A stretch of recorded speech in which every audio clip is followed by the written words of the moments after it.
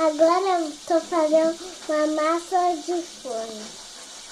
Pra minha avó, eu tô cozinhando porque eu tô ajudando.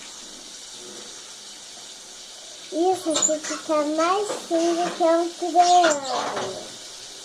Vamos fazer. E a massa, aqui é uma massa que fica branca, que é bem cinza. Olha como que ele movimenta rapidamente. Isso aqui fica... Sabe que todo mundo treina para fazer coisas.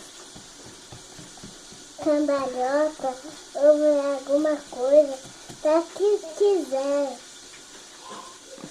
O cambalhota.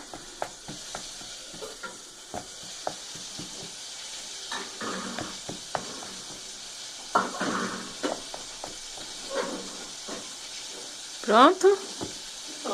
Estou fazendo uma massa, chama massa doce. Chama massa doce. Massa, todo mundo dá massa. Agora sim. Essa colocando. Agora essa para amassando. Para ficar enchido. Para ficar amassado. Agora chega. Pronto. Tá bom. Chega, né? Pronto.